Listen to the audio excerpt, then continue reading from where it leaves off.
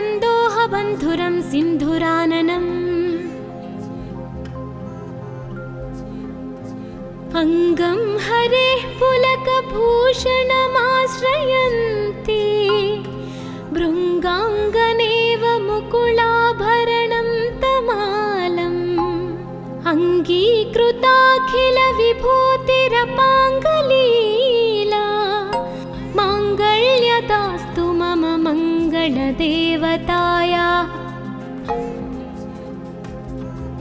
मुग्धा मुहुर्विदधति वदने मुरारेः प्रेमत्रपाप्रणिहितानि गतागतानि मालातृशोर्मधुकरेव महोत्पलेया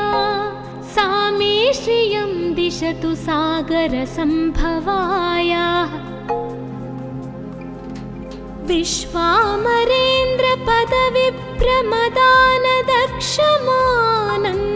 विश्वामरेन्द्रपदविप्रमदानदक्षमानन्दहेतुरधिकं मुरविद्विषोऽपि ईशन्निषीदतु मयि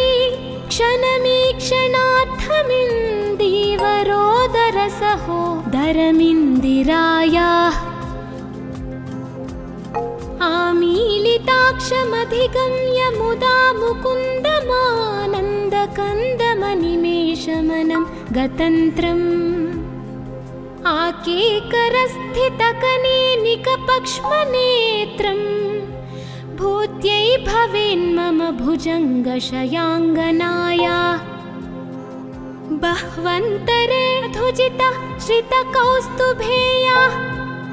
हारावलीव हरिनीलमयी विभाति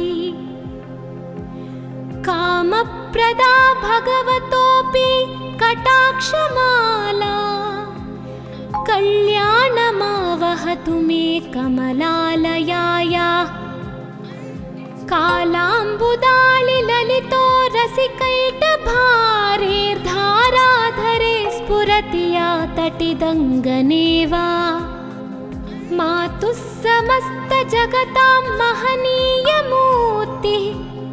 भद्राणि मे दिशतु भार्गवनन्दनायाः प्राप्तं पदं प्रथमतः खलु यत्प्रभावान् माङ्गल्यभाजि मधुमाधिनि मन्मथेन मय्यापतेत्तदिह मन्थरमीक्षणार्थम् मन्दालसञ्च मकरालय कन्यकायाः दद्याद्दयानुपवनो द्रविणाम्बुधारामस्मिन्न किञ्चन विहङ्गशिशौ विषण्णे दुष्कर्म घर्ममपनीय चिराय दूरं नारायण प्रणयिनी नयनाम्बुवाहाः इष्टाविशिष्टमतयोऽपि यया दयार्थदृष्ट्या त्रिविष्टपपदं सुलभं लभन्ते दृष्टिः प्रहृष्टकमलोदरदीप्तिरिष्टां पुष्टिं कृषिष्ट मम पुष्करविष्टरायाः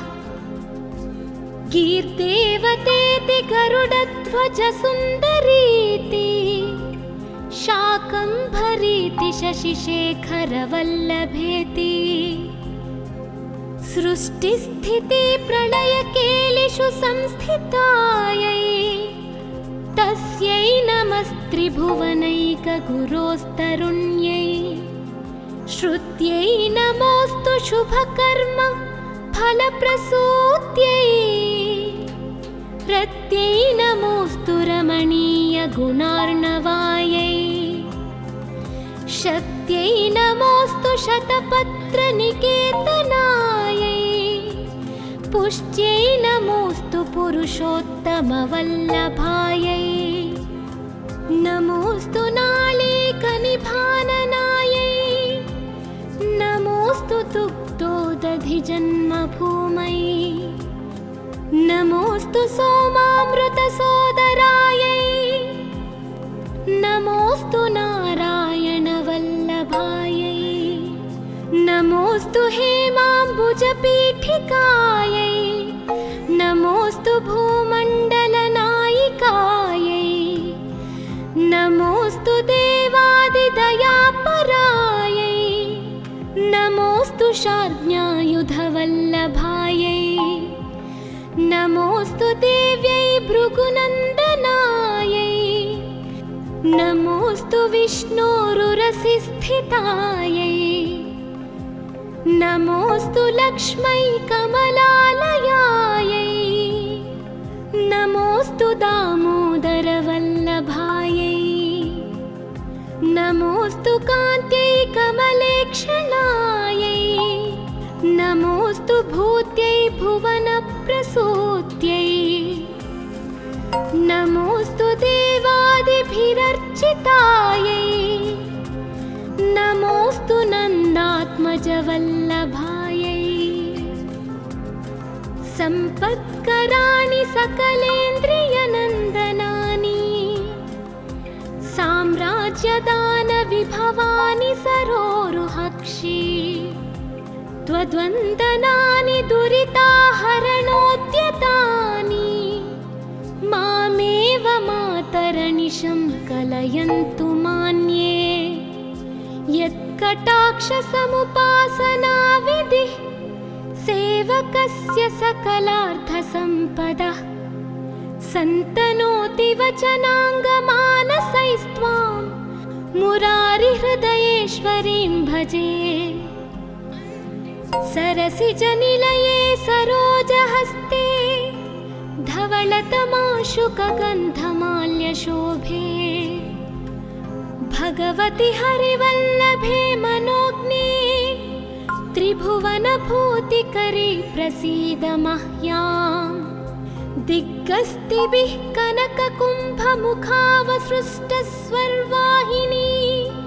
विमलचारुजलप्लुताङ्गिम् प्रातर्नमामि जगतां जननीमशेषलोकाधिनाथगृहिणीममृताब्धिपुत्रीं कमले कमलाक्षवल्लभे त्वं करुणापूरतरङ्गितैरपाङ्गैः अवलोकय मामकिञ्चनानां प्रथमं पात्रमकृत्रिमं दयायाः बिल्वाटवीमध्यलसत्सरोजे सहस्रपत्रे सुखसन्निविष्टा अष्टापदाम्बोरुहपाणिपद्मा सुवर्णवर्णां प्रणमामि लक्ष्मीं कमलासनपाणिना ललाटे लिखितामक्षरपङ्क्तिमस्य जन्तोः परिमार्जय मातरङ्घिणा ते धनिकद्वारनिवासदुःखदोग्ध्रीम्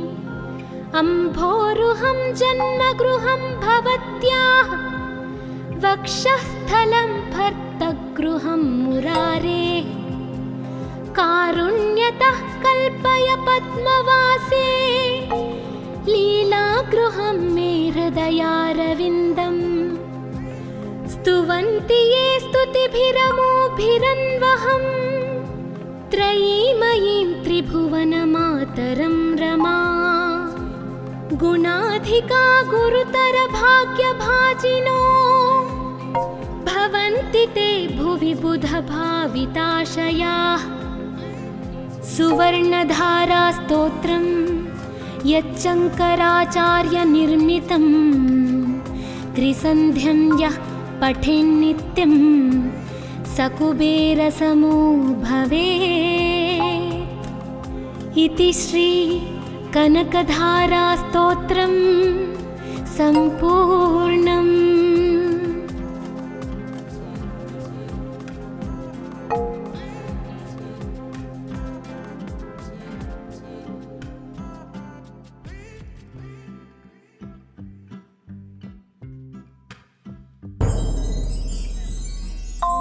वन्दे वन्दारुमन्दारमिन्दिरानन्दकन्दलम् अमन्दानन्दसन्दोहबन्धुरं सिन्धुराननम् अङ्गं हरेः पुलकभूषणमाश्रयन्ति भृङ्गाङ्गनेव मुकुलाभरणं तमालम् अङ्गीकृताखिलविभूतिरपाङ्गलीला माङ्गल्यदास्तु मम मङ्गलदेवतायाः मुग्धा मुहुर्विदधति वदने मुरारेः प्रेमत्रपाप्रणिहितानि गतागतानि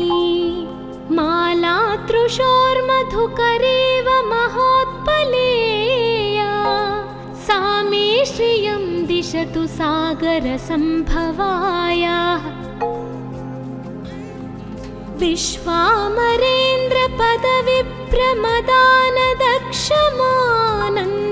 विश्वामरेन्द्रपदविप्रमदानदक्षमानन्दहेतुरधिकं मुरविद्विषोऽपि ईशन्निषीदतु मयि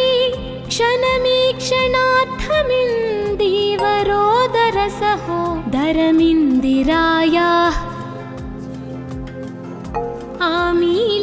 आमीलिताक्षमधिगम्य मुदा मुकुन्दमानन्दकन्दमनिमेषमनं गतन्त्रम् आकेकरस्थितकनेनिकपक्ष्मनेत्रम् भूत्यै भवेन्मम भुजङ्गशयाङ्गनायाः बह्वन्तरे धुजिता श्रितकौस्तुभेयाः हारावलीव हरिनीलमयी विभाति कामप्रदा भगवतोऽपि कटाक्षमाला कल्याणमावहतु मे कमलालयायाः कालाम्बुदालिललितो रसिकैटभारेर्धाराधरे स्फुरति या तटिदङ्गनेव मातुः समस्तजगतां महनीयमूर्तिः भद्राणि मे दिशतु भार्गवनन्दनायाः प्राप्तं पदं प्रथमतः खलु यत्प्रभावान् माङ्गल्यभाजि मधुमाधिनि मन्मथेन मय्यापतेत्तदिह मन्थरमीक्षणार्थम् मन्दालसञ्च मकरालयकन्यकायाः दद्याद्दयानुपवनो द्रविणाम्बुधारामस्मिन् किञ्चन विहङ्गशिशौ विषण्णे दुष्कर्म घर्ममपनीय चिराय दूरं नारायणप्रणयिनी नयनाम्बुवाहाः इष्टाविशिष्टमतयोऽपि यया दयार्थदृष्ट्या त्रिविष्टपपदं सुलभं लभन्ते दृष्टिः प्रहृष्टकमलोदरदीप्तिरिष्टां पुष्टिं कृषिष्ट मम पुष्करविष्टरायाः कीर्तेवतेति गरुडध्वजसुन्दरीति शाकम्भरीति शशिशेखरवल्लभेति सृष्टिस्थितिप्रलयकेलिषु संस्थितायै तस्यै नमस्त्रिभुवनैकगुरोस्तरुण्यै श्रुत्यै नमोऽस्तु शुभकर्म फलप्रसूत्यै रत्यै नमोऽस्तु रमणीयगुणार्णवायै शक्त्यै नमोऽस्तु शतपत्रनिकेतनायै पुष्ट्यै नमोऽस्तु पुरुषोत्तमवल्लभायै नमोऽस्तु नालीकनिभाननायै नमोऽस्तु दुग्धोदधिजन्मभूमै नमोऽस्तु सोमामृतसोदरायै नमोऽस्तु नारायणवल्लभायै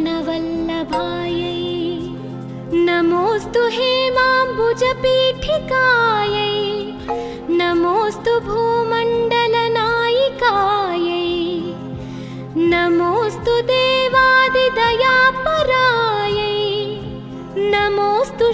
प्रज्ञायुधवल्लभायै नमोऽस्तु देव्यै भृगुनन्दनायै नमोऽस्तु विष्णोरुरसिस्थितायै नमोऽस्तु लक्ष्मै कमलालयायै नमोऽस्तु दामोदरवल्लभायै नमोऽस्तु कान्त्यै कमलेक्षणायै नमोऽस्तु भूत्यै भुवनप्रसूत्यै नमोऽस्तु देवादिभिरर्चितायै नमोऽस्तु नन्दात्मजवल्लभायै सम्पत्कराणि सकलेन्द्रियनन्दनानि साम्राज्यदानविभवानि सरोरुहक्षि त्वद्वन्दनानि दुरिताहरणोद्यतानि मामेव मातरनिशं कलयन्तु मान्ये यत्कटाक्षसमुपासनाविधिः सेवकस्य सकलार्थसम्पदः सन्तनोति वचनाङ्गमानसैस्त्वां मुरारिहृदयेश्वरीं भजे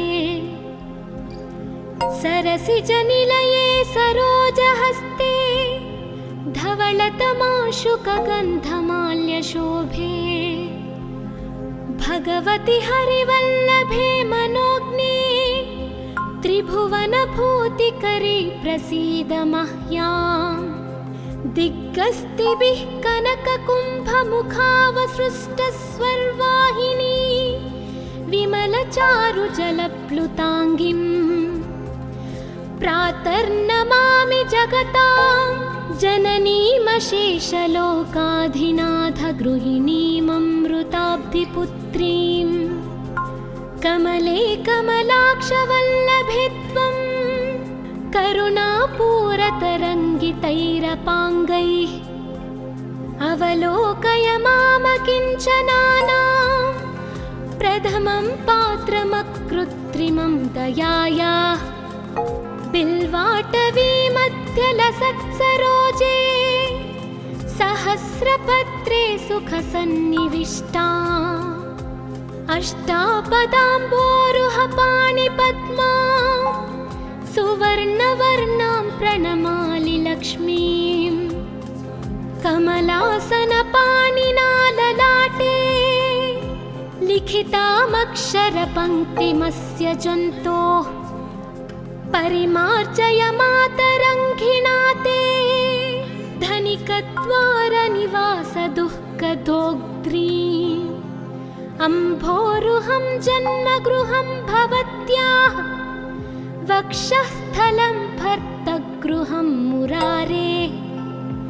कारुण्यतः कल्पय पद्मवासे लीलागृहं मे हृदयारविन्दम् स्तुवन्ति ये स्तुतिभिरमोभिरन्वहं त्रयीमयीं त्रिभुवनमातरं रमा गुणाधिका गुरुतरभाग्यभाजिनो भवन्ति ते भुवि बुधभाविताशयाः सुवर्णधारास्तोत्रं यच्चङ्कराचार्यनिर्मितं त्रिसन्ध्यं यः पठेन्नित्यं सकुबेरसमो भवेत् इति श्री कनकधारास्तोत्रं सम्पूर्णम्।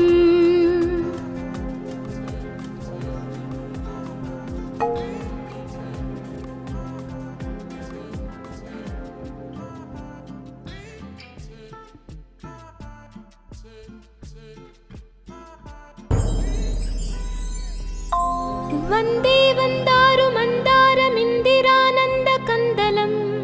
अमन्दानन्दसन्दोहबन्धुरं सिन्धुराननम् अङ्गं हरेः पुलकभूषणमाश्रयन्ति भृङ्गाङ्गनेव मुकुलाभरणं तमालम् अङ्गीकृ विभूतिरपाङ्गलीला माङ्गल्यदास्तु मम मङ्गलदेवताया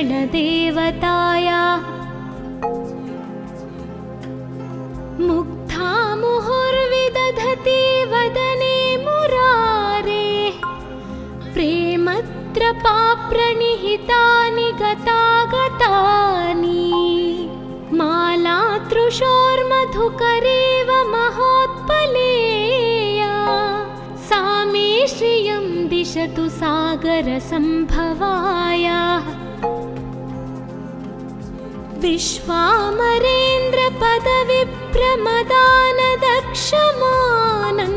विश्वामरेन्द्रपदविप्रमदानदक्षमानन्दहेतुरधिकं मुरविद्विषोऽपि ईशन्निषीदतु मयि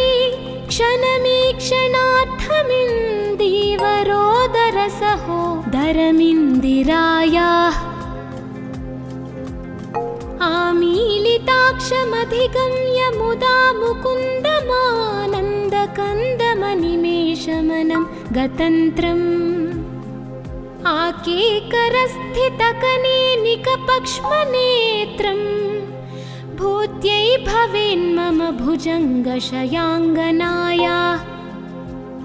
बह्वन्तरे धुजिता श्रितकौस्तुभेया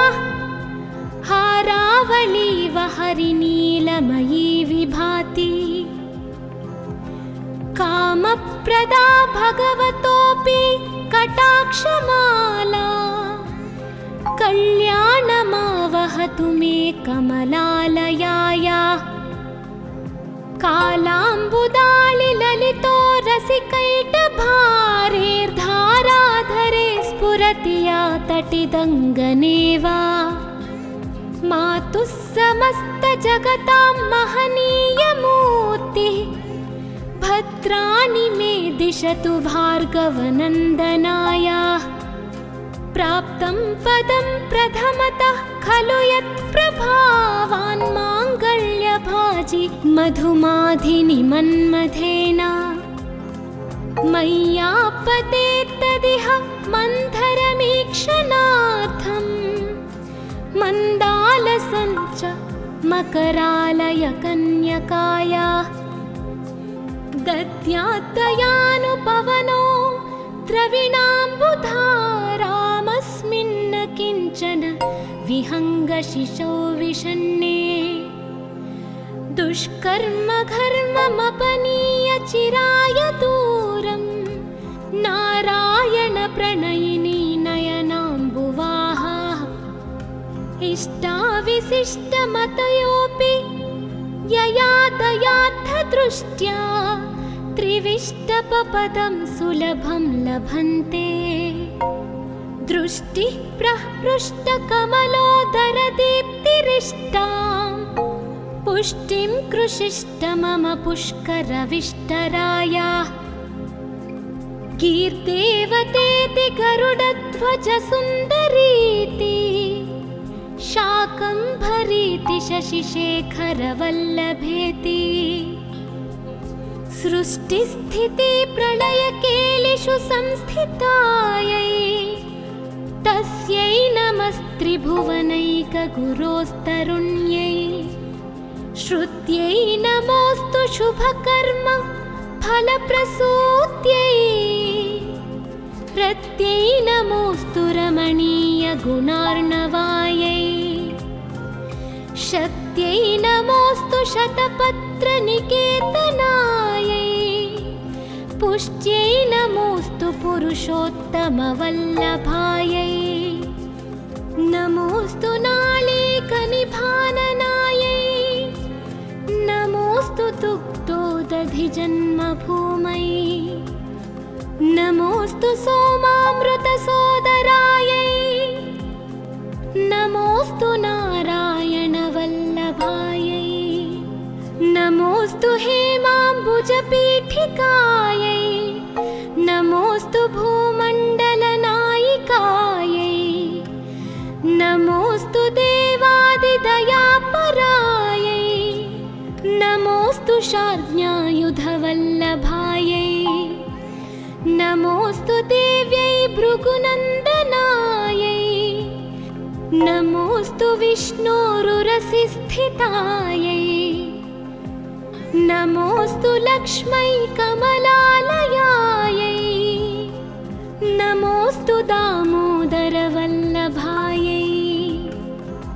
नमोऽस्तु कान्त्यै कमलेक्षणायै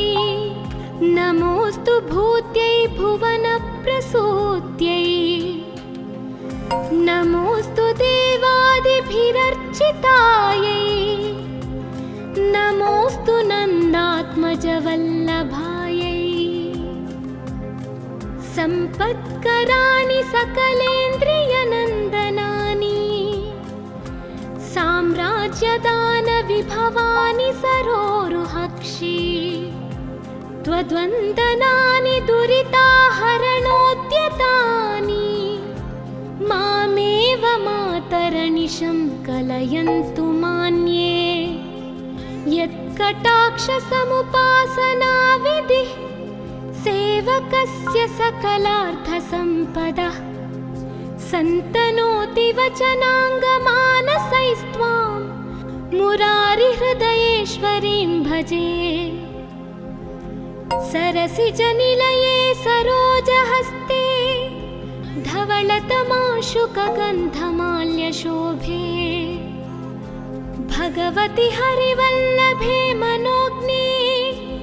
त्रिभुवनभूतिकरी प्रसीद मह्याम् दिग्गस्तिभिः कनककुम्भमुखावसृष्टस्वर्वाहिनी विमलचारुजलप्लुताङ्गिम् प्रातर्नमामि जगतां जननीमशेषलोकाधिनाथगृहिणीममृताब्धिपुत्रीं कमले कमलाक्षवल्लभे त्वं करुणापूरतरङ्गितैरपाङ्गैः अवलोकय मामकिञ्चनानां प्रथमं पात्रमकृत्रिमं दयायाः बिल्वाटवीमध्यलसत्सरोजे सहस्रपत्रे सुखसन्निविष्टा अष्टापदाम्बोरुहपाणिपद्मा सुवर्णवर्णां प्रणमामि लक्ष्मीं कमलासनपाणिना ललाटे लिखितामक्षरपङ्क्तिमस्य जन्तोः परिमार्जय मातरङ्घिणा ते धनिकद्वारनिवासदुःखदोग्ध्रीम् अम्भोरुहं जन्मगृहं भवत्याः वक्षःस्थलं भर्तगृहं मुरारेः कारुण्यतः कल्पय पद्मवासे लीलागृहं मे हृदयारविन्दम् स्तुवन्ति ये स्तुतिभिरमोभिरन्वहं त्रयीमयीं त्रिभुवनमातरं रमा गुणाधिका गुरुतरभाग्यभाजिनो भवन्ति ते भुवि बुधभाविताशयाः सुवर्णधारास्तोत्रं यच्चङ्कराचार्यनिर्मितं त्रिसन्ध्यं यः पठेन्नित्यं सकुबेरसमो भवेत् इति श्री कनकधारास्तोत्रं सम्पूर्णम्।